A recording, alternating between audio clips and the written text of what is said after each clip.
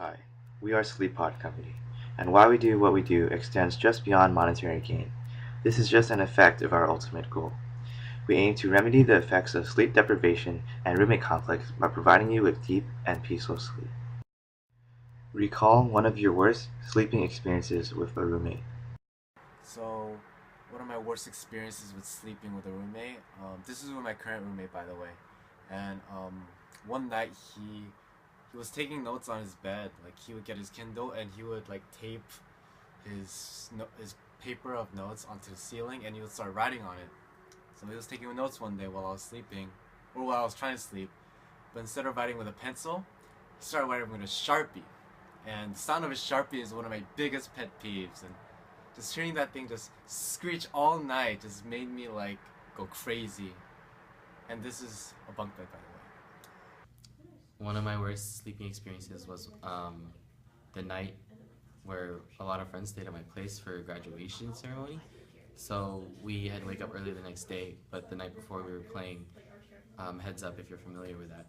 And we ended up staying up until like I think 3 or 4, and then right when we finally went to bed, um, one of the people like knocked out early on the other bed in the room, and that happened to be my room, and so I had to stay in the other bed, and they were already snoring really loudly, and I could not go to sleep. I literally went to sleep only like an hour before it was time to get up, so I only got 1 hour of sleep, and it was also right after finals, and so I was really sleep deprived, and I regretted like even letting them sleep there in the first place.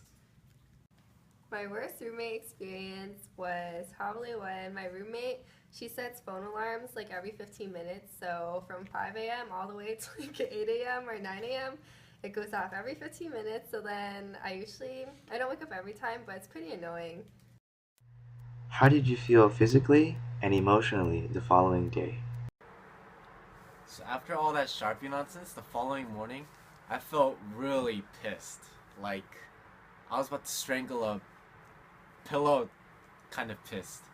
It's like it's like how people normally react to when they hear nails on a chalkboard. It's the same kind of feeling for me from hearing all that Sharpie all night, trying to get sleep. The next day, I got up at I think 7 a.m. or something like that, and physically, I was really, really tired because I only had 1 hour of sleep, even though I was in bed for like a good 5 hours. And emotionally, I was really angry at my roommate because he knocked out early, and I didn't want to be rude, but I was just mad because his snoring kept me up all night. Oh, the next morning, I physically felt super tired and really drowsy and slow, I guess. And then emotionally, I felt really irritable and pretty annoyed and mad, I guess.